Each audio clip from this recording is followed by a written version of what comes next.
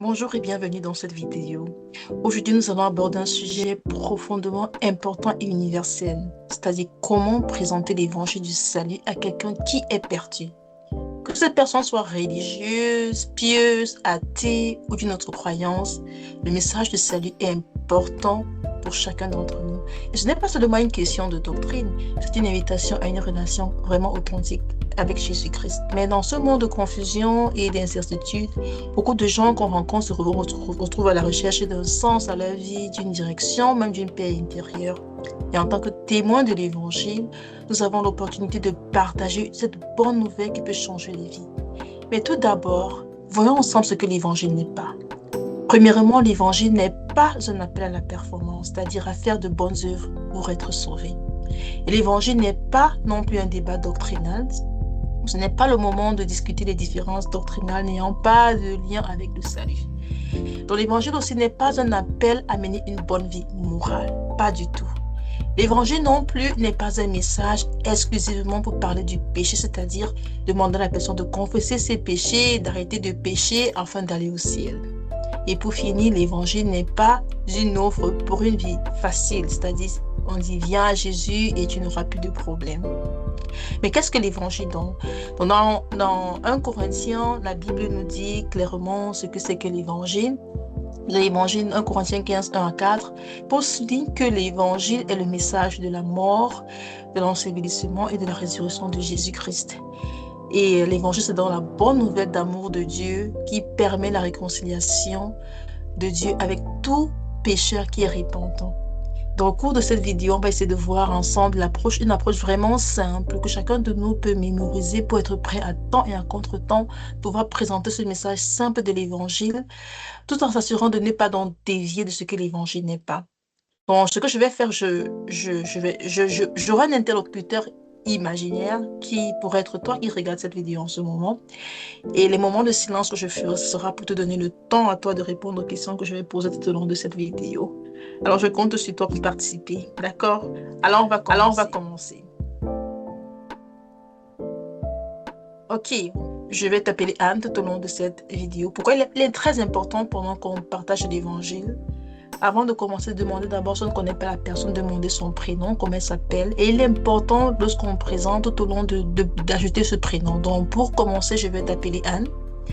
Je vais te poser une question très importante, et à savoir, si tu mourrais aujourd'hui, est-ce que tu es sûr à 100% d'aller au ciel?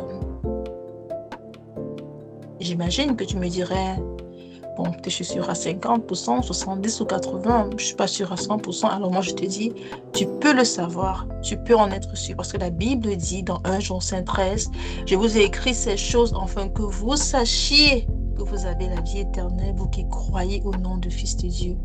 Et Anne, voilà comment tu peux le savoir. La Bible dit dans Romains 3, verset 10, il n'y a point de juste, pas même un seul. Et Romains 3, 23, je suis en train d'ouvrir ma Bible, je te montre. Et dans Romains 3, 23, la Bible dit, car tous ont péché et sont privés de la gloire de Dieu. Qu'est-ce que ça veut dire, Anne? Anne, ça veut dire que je suis un pécheur. Et ça veut dire que toi aussi tu es un pécheur, n'est-ce pas? Tu es un pécheur, n'est-ce pas? Donc Anne, voici l'origine du péché. Romains 5, 12 dit, c'est pourquoi, comme par un seul homme, le péché est entré dans le monde et par le péché, la mort. Et ainsi, la mort s'est étendue à tous les hommes parce que tous ont péché. Donc Anne, comme tu vois, quand la Bible parle du mot mort, ça ne veut pas dire mourir et aller dans la tombe. Ça veut dire, ça ne s'arrête pas seulement là, ça veut dire être séparé de Dieu, toujours dans un lac de feu. Et c'est la punition pour notre péché. Et c'est une dette que tu portes dès maintenant. Parce que tu as péché, tout comme moi. Mais l'histoire ne s'arrête pas là. Parce que la Bible dit dans Romains 6, 23, car le salaire du péché, c'est la mort. Mais le don gratuit de Dieu, c'est la vie éternelle en Jésus-Christ notre Seigneur. Anne, le don gratuit veut dire cadeau. Aller au ciel, c'est un cadeau. C'est totalement gratuit. Tu ne peux pas l'acheter, tu ne peux pas travailler pour l'avoir, tu ne peux pas aller à l'église pour l'avoir, ni être assez bon pour le mériter. C'est totalement gratuit, Anne. C'est comme si ta mère allait au magasin et elle t'achète un joli cadeau, elle a payé, elle emballe, elle a un joli ruban, elle te l'apporte. Elle a fait tout pour toi. tout ce que tu as à faire, c'est de l'accepter, n'est-ce pas? Donc Anne, c'est exactement ce que Jésus a fait. Il a laissé son trône au ciel, il est venu sur la terre. Il a porté tous tes péchés passés, tes péchés présents et tes péchés futurs. Rappelle-toi, quand Jésus mourit il y a plus de 2000 ans, toi et moi, nous n'étions pas encore nés. Donc, tous tes péchés étaient dans le futur. Donc, Jésus a pris tous ses péchés sur son corps. Il a payé la dette de tous ses péchés à ta place en mourant sur la croix et a versé son sang précieux pour le pardon de tous tes péchés. Et maintenant, il t'offre la vie, Anne, la vie éternelle, comme un cadeau. Et tout ce que tu as à faire, c'est de recevoir. Ouais. Et c'est tout ce que tu as fait, c'est d'accepter. Et par contre, comme avec ta maman, elle fait un cadeau pour toi. Tout ce que tu as fait, c'est d'accepter. Et ce n'est pas toi tant que tu ne l'as pas reçu, n'est-ce pas? De la même manière, donc, tout ce que tu as à faire avec ce cadeau de Jésus, c'est de l'accepter. Donc, Anne, pour pouvoir récapituler, tu reconnais que tu es pécheur, n'est-ce pas? Tu réalises que si tu meurs sans avoir reçu le pardon de tes péchés, tu iras en enfer pour l'éternité, n'est-ce pas? Et tu crois que Jésus est mort sur la croix et a versé son sang pour toi? Très bien. Alors Anne, voilà ce que tu dois faire. Dans Romains 10, versets 9 à 13, la Bible nous dit: si tu confesses de ta bouche le Seigneur Jésus, et si tu crois dans ton cœur que Dieu l'a ressuscité des morts, tu seras sauvé, car c'est en croyant du cœur qu'on parvient à la justice et c'est en confessant de la bouche qu'on parvient au salut. Dans l'Écriture dit: quiconque croit en lui ne sera point confus. Il n'y a donc aucune différence entre le juif et le grec, car le même Seigneur est riche pour tous ceux qui l'invoquent. Car quiconque invoquera le nom du Seigneur sera sauvé.